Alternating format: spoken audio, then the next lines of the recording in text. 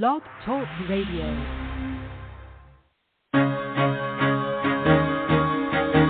Carol the Coach. Sex, love, and relationships. We talk about it here. Carol the Coach. Compassion with contemporary relevance. I am a psychotherapist. I can be your personal life coach, and I can help you with your issues. There are no problems too small or too big. You can talk about anything. Speaker, columnist, radio TV host, and commentator.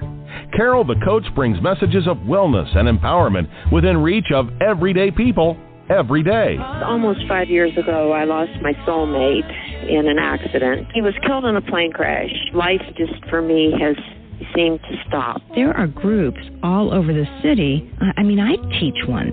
It is a specific way to start thinking so that you shift how you see the world, which then shifts your energy, and then you feel better and you actually see things differently. Carol the Coach. Always available, too, at carolthecoach.com. Now, I've got Russell on the line. I'm 47 years old. I'm a truck driver. I'm married. I have a wife in San Francisco. Okay. I haven't been home in 6 months. My thing is, I don't know if I have a sex addiction or what the problem is.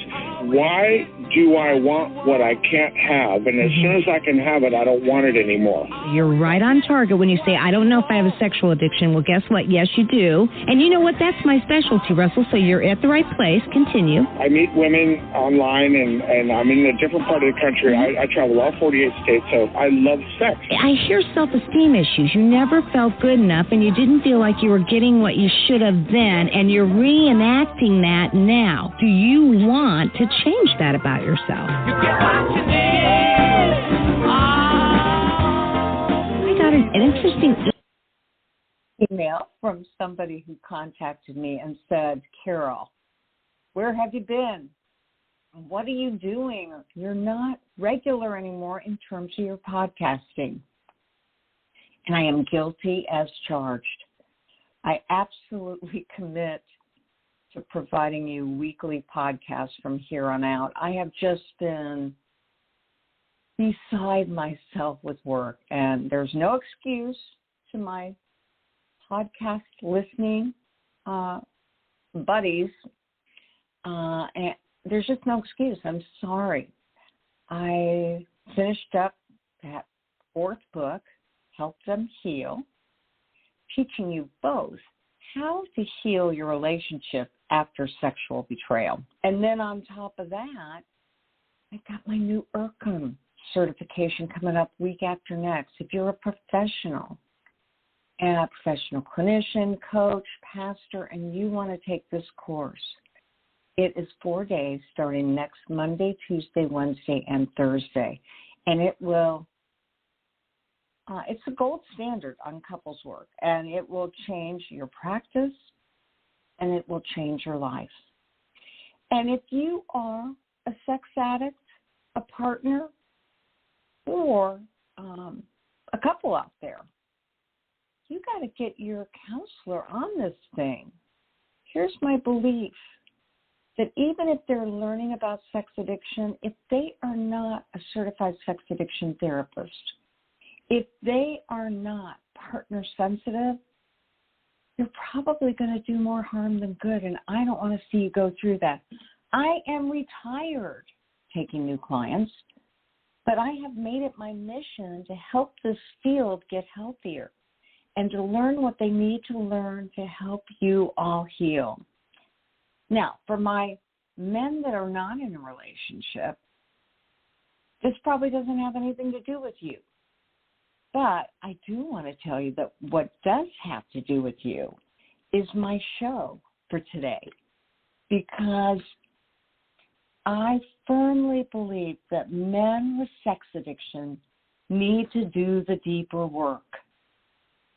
And one of the best ways to do the deeper work is with treatment specialists and with models that help you to connect emotionally with yourself, past, and with anybody who's in relationship with another person.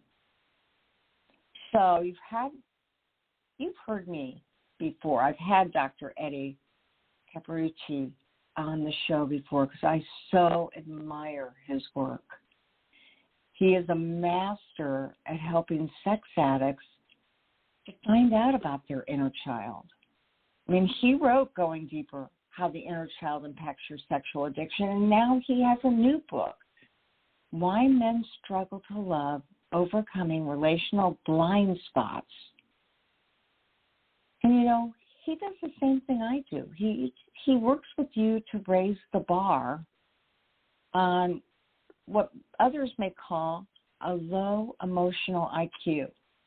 Now, if you've ever heard of an IQ, you know that that is your ability. Your emotional IQ is an ability to relate to another person, right? And that is so important because that is the essence of life. We were not born to live life by itself. We were born to be in relationship with others. And I know so many of the men and women that I work with, they eventually, after healing, want to give back. And you got to have good emotional IQ to give back. So Dr. Capparucci, he talks about this thing called emotionally undeveloped men. And I think you'll find this show fascinating because he's really wanting to help get you to a place where you can do that deep dive. You can work on those core wounds. He has workshops, of course, his book. He sees people. He's just somebody that you want to get to know because he is one of the masters in the field. So he'll be on here in a few minutes. Always exciting when I have him on. So I have to admit, I have missed you. I really, really have missed you. And I know that it's important for you to get good information about this stuff. Fortunately, everybody's got a little bit of a different spin on things.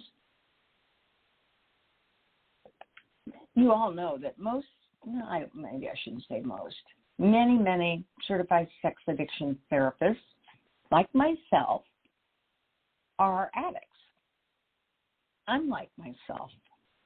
And so they come with a wealth of experience primarily because they lived the problem. And they made it through, and now they're giving back.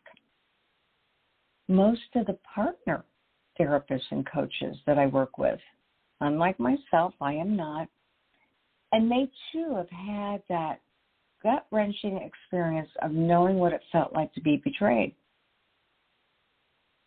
And so we want to move you, if you will, as a person through the 3 phases of trauma. You know, not every addict has been through trauma. And it's interesting because I've talked to some addicts that say, no, that's not me. I lived a good childhood. You know, I had nothing that was traumatic because they're thinking horrendous trauma. They're thinking, you know, I went through World War III trauma in the Ukraine. They're thinking, you know, my mom and dad were killed in a car accident. They're thinking, I've been multiply molested. And those are all indeed traumatic. But trauma comes in lots of sizes, colors, and shapes. And for one man, having a father that says you'll never amount to anything could leave a scar that impairs his life, his self-esteem, and his potential. And I'm a life coach, and I'm a certified sex addiction therapist. I'm a mental health therapist of over 42 years. And what I know is that every person has the capability to experience life in a different way. And yet, when you look at the wounds, you look at the pain, you look at the hurts, and you work through them, you're much more likely to get over there to post-traumatic growth. Now, post-traumatic growth is an empirically based, research-oriented phase of life. It means that you walk out of a really rough, tough, and traumatic situation with the following. You walk out of it with a deeper appreciation for life. Now, you would think it'd be just the opposite, right? You go through something really, really horrendous, really, really rough, and all of a sudden, you are sitting there saying to yourself, why did this happen? How did this happen to me? Why is my life such a struggle? My husband said that to me this week. And it was over something relatively simple. And I said, honey, are you kidding me? Everybody goes through things like that. This isn't just happening to you. And then I put my emotionally mature, empathetic hat on, and I said, well, what I hear you saying is that it feels really rough, that it does impart in you a lot of concerns about how the world could treat you this way. And I want you to know that even though I just said this happens to everybody, I'm hearing in your voice that you're wondering why you have to go through it so frequently. And then I did what I would advise anybody who's in a relationship to do. I absolutely and actually held his hands. You know, not like hold a hand and walk beside each other, but I just touched both of his hands and I just said, I'm so sorry that this is so hard for you, and I know it's really affecting you in a lot of different ways, and I'm here for you. Okay, now, here I am, an empathy master. That's what I think. I think I'm an empathy master.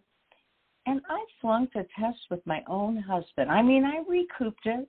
I came back strong. But oftentimes we forget to really validate somebody's experience, especially if to us the experience seems so small. So again, if you look at post-traumatic growth, it's appreciating life in a new way. It's asking yourself, how can you give back now that you've had this horrendous experience? It is, here I'm trying to remember from my own book, it is having a renewed sense of spirituality and an existential connection again. You know, you look up at the sky and you say, whoa, there is something greater than me out there. So be thinking about your wounds, your trauma, your connections, your gifts, and let's listen as Dr. Eddie Capparucci helps us to understand how he assists men in really overcoming their emotional blind spots. So with that, I'm going to connect us, and hopefully you'll get as much out of the show as I know that I will. So, Eddie, how are you? Dr. Carol, I am great. How are you doing? I am doing well also, and I have been talking about how excited I am that you, A, do this work, and B, you're going to be talking about it today, because I know that any man or even woman out there who hears what you have to say about those blind spots, they're going to be able to look at their life and figure out what do they need to do to overcome that. So since I last spoke with you, first of all, I want to know how you're doing. What is new in your life? Carol, there's so many things that are new in my life. Again, the launch of the new book, which was in January, which has taken off very well. We've just started group inner child work groups based on the first book, the Going Deeper, How the Inner Child Impacts Your Sexual Addiction. Those began last week. There's just there are so many irons in the fire right now. Different ministries that are looking to work with the Inner Child program, as well as the whole new book about the idea of being sober is not enough. So I'm just kind of vetting through and trying to decide who I think would be a good fit, because, again, you got to be careful about not spreading yourself too thin along the way. But, yes, it's been a very blessed time for the ministry, and, we're really excited for what's going on here. Oh, that's wonderful. And I get what you're saying. Dr. Patrick Carnes said to me when he heard really what a busy bee I was, how I loved life, but I was always active and just lived every minute to the moment. And he said, Carol, your brain needs to rest. And if you aren't resting that brain, your work is not as good and your relationships are not as fulfilled. So rein it back and start taking better care of yourself. And that's what I hear you saying, is that you're balancing that right now, correct? I'm trying to. If my wife will tell you, she said, I think I'm married to the busiest man on the face of the planet. But yes, I am, trying to rein it back again. I heard a long time ago from God. He said to me, he goes, you know what? Stay in the trenches. I need you in the trenches. So therefore, my practice is always my number one priority. And it always has been. I think it probably always will be. But then also looking to branch out just to spread the message to larger audiences, such as yours, and what we're doing here today about, again, the inner child model and the need to go beyond just being sober, to really look for the transformation of the heart. Well, okay, so let's dive in. In this book, you talk about emotionally undeveloped men. So can you explain what that concept is, and how does it apply to addicts that are in good recovery and addicts that are struggling? Yeah, absolutely. First and foremost, and I think you would agree, that a large segment of people who struggle with addictive behavior, and not just with a sex or porn addiction, we're talking about addictions across the board. They have what I label as a low emotional IQ. And basically with a low emotional IQ, there's three components to that. One, there's a difficulty in identifying what you feel beyond the fact of I feel happy, sad, fearful. They just have a difficult time trying to realize what is the true emotion that I have.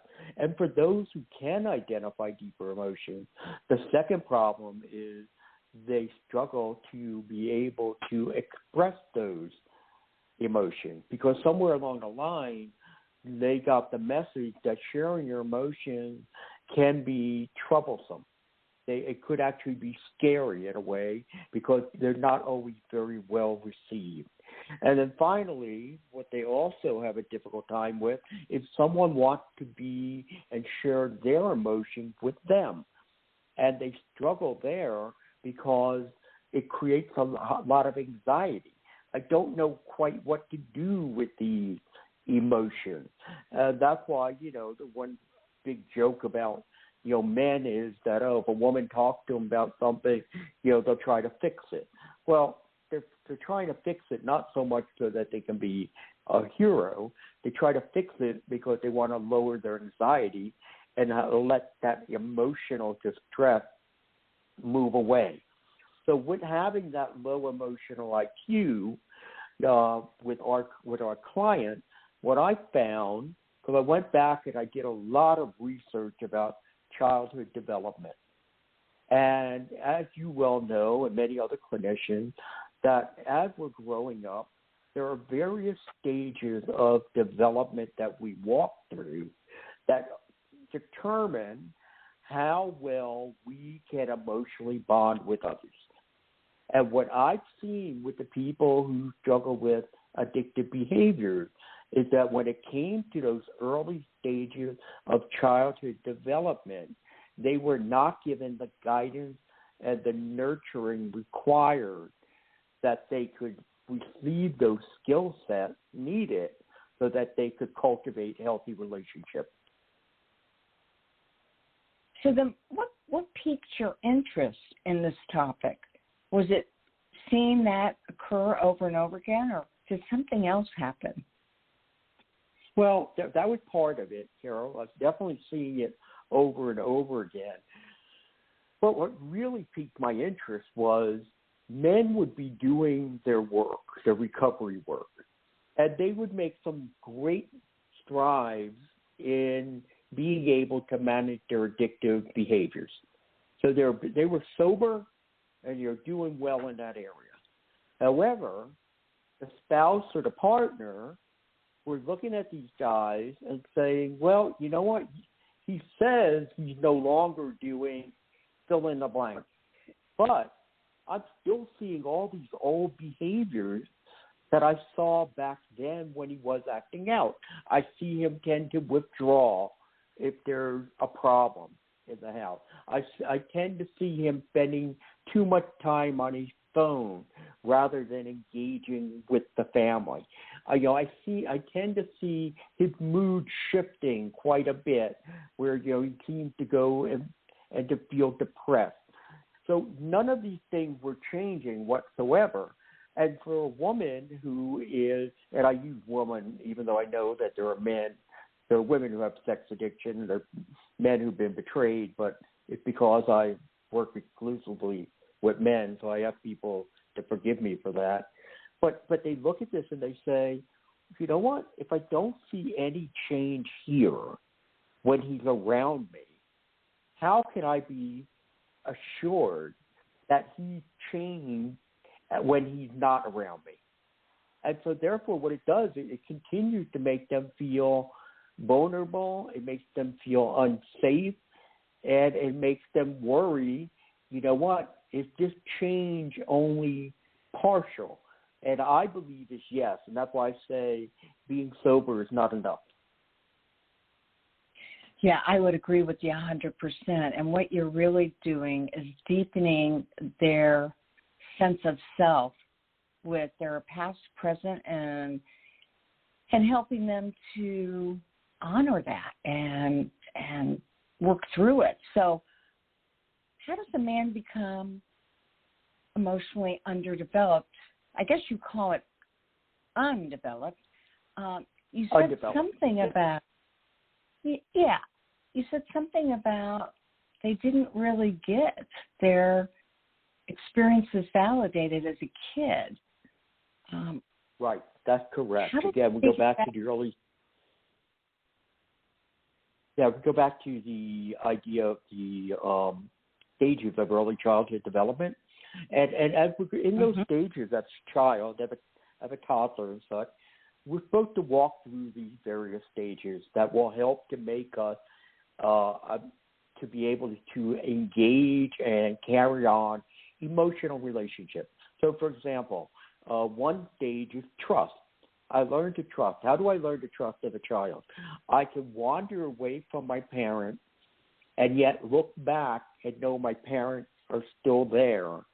So therefore I feel secure, knowing that I can go off and I can adventure, I can explore, and I know they're never too far away. They're always there for me if something should happen. We have like a step that's emotional regulation. What do I do when there are so many different emotions and feelings that I have and they seem to be overwhelming me as a kid? Who's there to help me kind of sort them out? What do I do when all of a sudden something becomes so frustrating? Who's there to help me learn how to self-soothe? And again, we find for those who are emotionally undeveloped, no, that doesn't happen. You have empathy. And Carol, I'm sure, I know it's a lot in your books, especially in your Help Her Heal book. that these guys is like, how do you spell empathy? What does that mean? I have no idea what that is, and because they're not taught at that stage to be able, okay, what does that look like? Attunement, being able to get a sense that I can pick up somebody's emotions. I can get a sense that something's off versus I just walk right by you and I pay no attention to the fact that you're hurting or troubling. And then not the final one, but the final one I'm going to talk about right here, and I think it's the most critical one, and that is the inability to sit with emotional discomfort. Because when we're sitting here with this pain of a child, let's say, for example, the kid next door took your Nerf gun and he broke it. And now you go home and you're crying to your dad, you know, Bobby took my gun and he broke it. And Dad's like, well, why did you even give it to him? You know you're not supposed to give your toys away to anybody. You know what? No, you're not getting a new one. If you think you're getting a new one, you're out of your mind. You're not. You know what? Just go to your room. So you don't get any empathy from Dad. You get no solution from Dad of what do I do about the fact that my gun's been taken and broken. But on top of it, now I have to deal with the guilt that, oh, I'm responsible for what happened, and I didn't handle that situation correctly. But here I am, maybe 7, 8 years old, and I don't know what to do with this emotional pain. Now, kids not being, you know, having a lot of worldly experiences, and also not, they think more emotionally based than they do cognitively based. The kid comes up with one solution. And it's a great solution for a child. I won't think about it. He's not going to think about this. But how does he do that? He has to distract himself. Too much food, too much television, too much video game, too much fantasy in his own head, staying there. And then you take that coping mechanism, again, very good coping mechanism, and you carry it into your teen years and your adult years, and now what do we see developing? We see addictive behaviors that are happening. So we have somebody who, one, doesn't know how to really engage with people in a true emotional relationship, but on top of it, because they can't sit with that emotional distress, find themselves engaging in activities that can turn out to be addictive. Well, that makes a lot of sense. You know, I have just finished a year-long program on mindfulness that a C-CSAS, Darren Ford, has put together through the Mindfulness Center.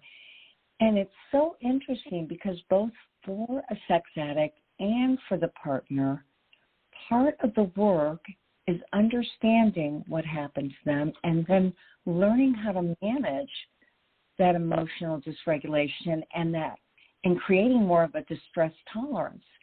And that's what I hear you do, too, that you really believe that men don't know how to do that, and that's a crucial component to their own healing. Did I get that right? You did. You definitely got that right. And that's why if we look at the blind spot, mindfulness is actually one of them, because it does a great job in being able to help us to stay in touch with what's going on around us versus staying in our own head, which is where we trained ourselves to be. I get that. Okay, so then society really does play a big part in this problem, doesn't it? It does. I mean, you think about it. I mean, for years, what has been the norms in society when it comes to the sexes? Okay, you know, little girls are taught to be sweet, and kind, and feminine, and you know, play with dolls, and boys are taught to be rough and tough and tumbling, and you know, play with, you know, with in athletics and with trucks and things like that. Now, fortunately, that has all started to shift since about the 70s. That started to change, where we're starting to see, again, it's okay for kids to play with whatever toys they want or anything like that. However, there are still very many, let's call them traditional parents, who still believe girls should be girls and boys should be boys. And I'm not talking about in the sense that, that we're talking about toxic masculinity, or we're talking about the feminizing of men, because I think that men should be men, and I think women should be women, because we are different in that sense. So there's not enough emphasis placed on helping boys learn that their emotions are valuable. There's a role for them in your life, and you need them in order so that when you become an adult, you are more well-balanced. I think that is still lacking somewhat, where we're teaching boys more that, hey, you know what, it's okay to be kind of hard. It's okay not to share your feelings and such. And I think that's adding to some of this problem. Oh, that makes sense too. So then let's talk about these blind spots. I mean, you believe there are 14 blind spots for the men that you work with to really take a look at. So, A, what is a blind spot? And then B, let's talk about some of them. Yeah, well, a blind spot is an obstacle that we possess that prevents us from being able to formulate and continue to nurture healthy relationships. And as you said, I came up with 14 of them.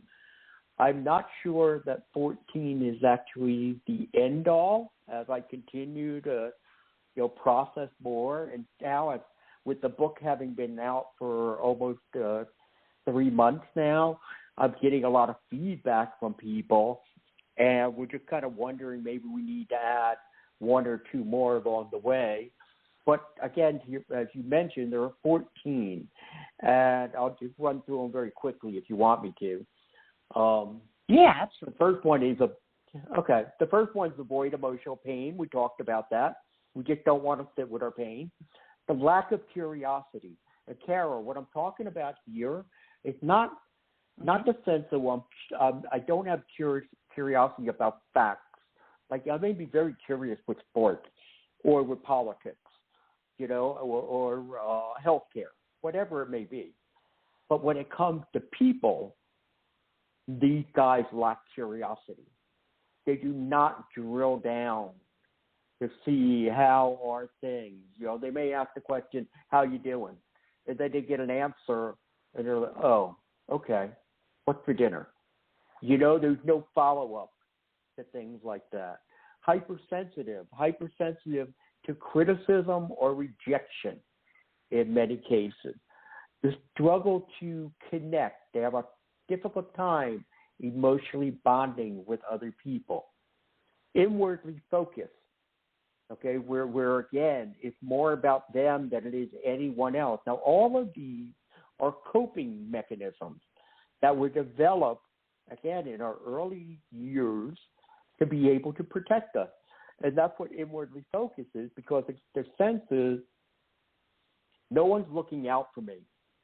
There's nobody guiding me, so I have to do it myself. So therefore, what you naturally do is you become inwardly focused versus outwardly focused. Mindfulness, which you were just talking about, that year-long class, which is so important that we need. And these men struggle very, very much in trying to be mindful because they're too much in their own head, thinking about 20 different things that are going on, or sometimes thinking about nothing. Low emotional IQ, which I outlined to you before. I have something that's called the hide and lie syndrome. And what this is that a child, one, feels like he's constantly getting in trouble. I'm in trouble. So therefore, I learn to hide. I fade in with the background. I don't want to be noticed, because if I get noticed, some kind of negative consequence is going to land on me. And then with lying, they come to understand, well, you know what? When I told the truth, I would get in trouble if I did something wrong. I get punished as much as if I lied. So why not take the chance of lying and avoiding the consequence that comes with it? These guys also, they lack interest and passion. They don't have as many interests as other men do. They also lack friends. They don't really have very many in the way of friends.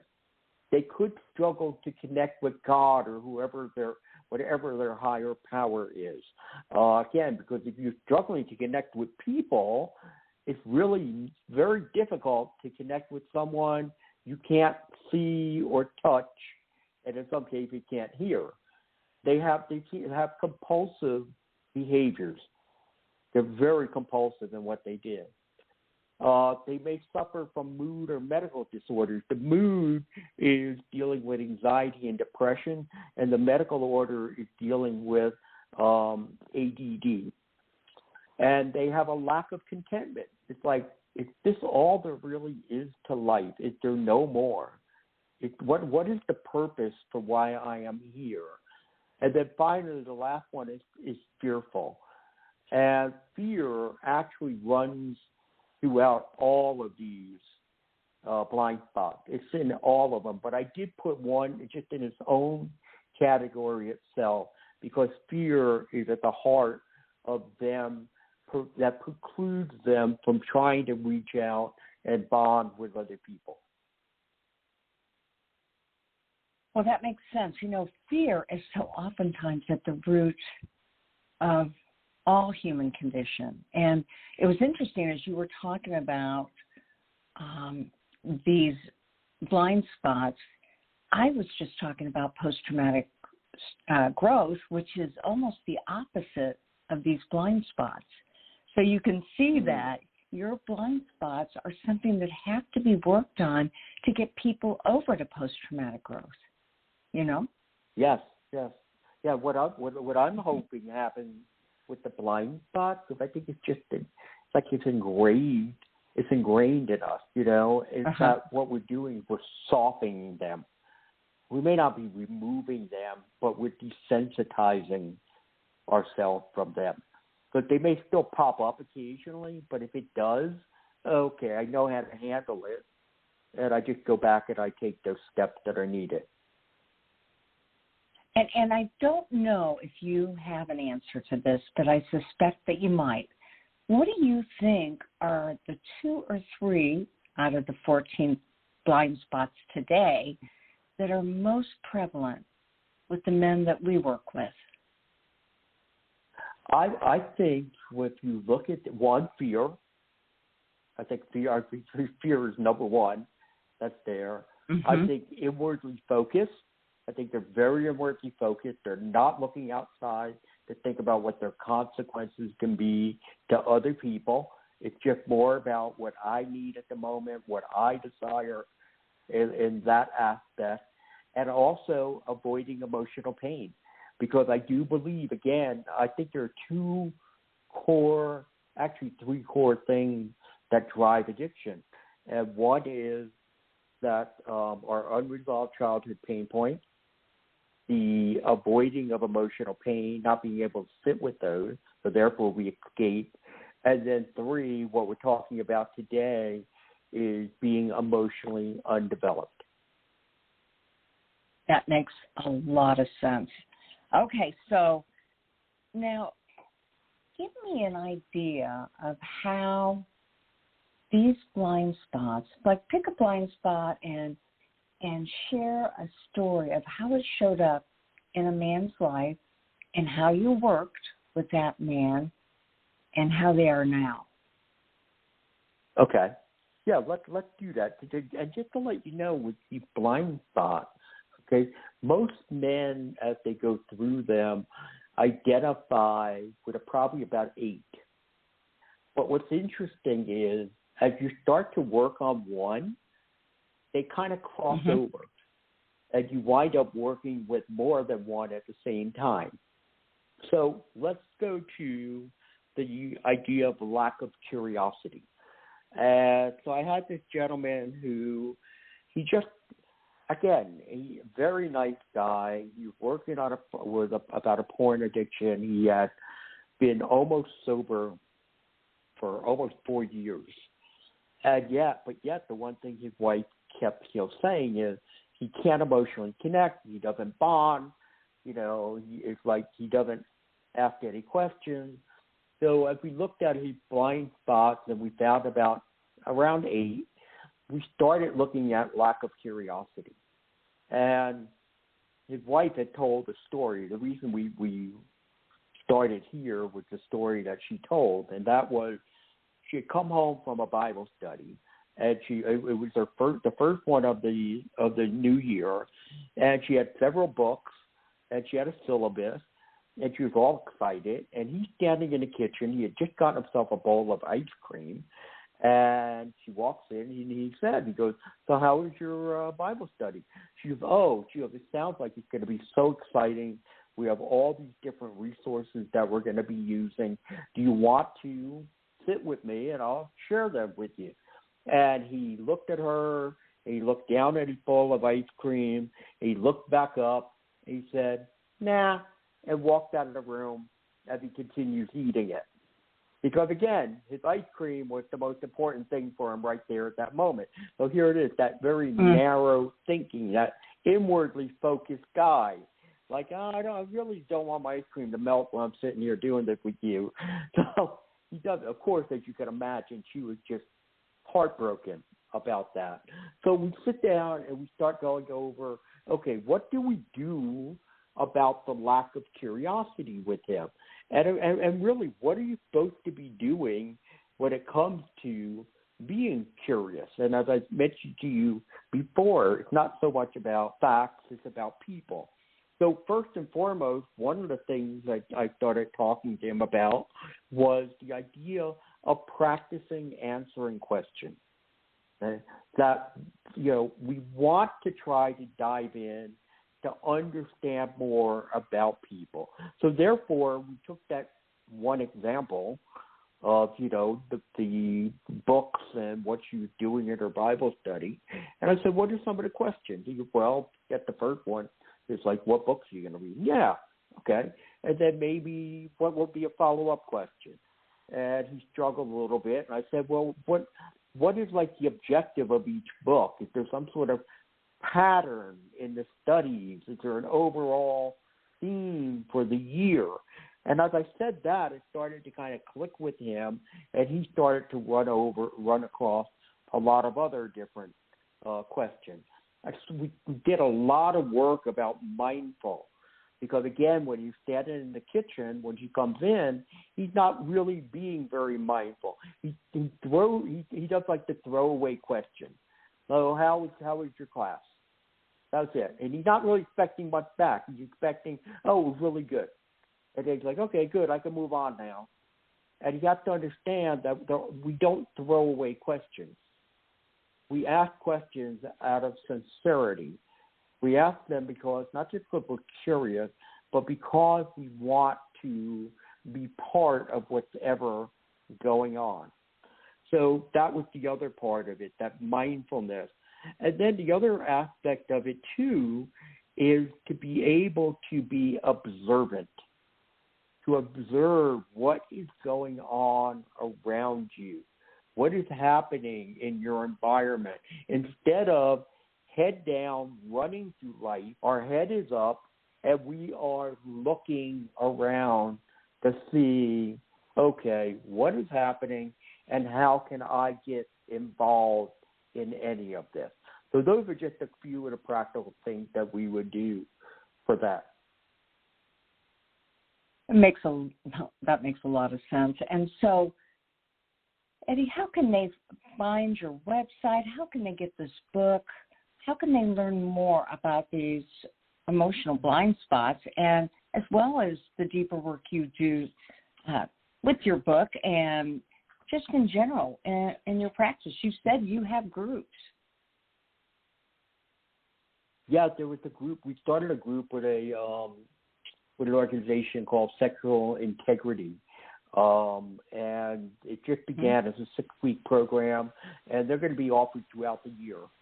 Right now, this group is full. We're in our 2nd week. It's, as I said, it's a 6-week program. My guess is another one will start toward the end of May or early June. So if somebody wants to reach out to me by my email, edcappa, EDCAPPA @gmail.com, I can send them information about future groups. If they want to learn more about the book, Why Men Struggle to Love, they can go to the website www.strugglingmen.org, not .com, .org, and they'll find out more about the blind spots and what's there. They'll be able to learn more about the book. That book, along with the Going Deeper book, they're available exclusively on Amazon for anybody who wants to go and check those out. Well, I love what you've talked about today, and I know that anybody who does this deep work can transform their lives and become emotionally developed. And I know there can't possibly be a man that has all 14 blind spots, but I bet this has resonated with some men that thought, wow, I've got a lot of them. And so I hope they get the book exclusively on Amazon, and I hope they check in with you, because I have referred clients to you, and they have transformed because of it. So, Dr. Eddie, thank you so much for your guidance, your wisdom, and your insight. Well, thank you, Carol. I always appreciate talking with you, and I appreciate you having me on your program. Well, anytime. You're one of my favorite guests. You make it a good one.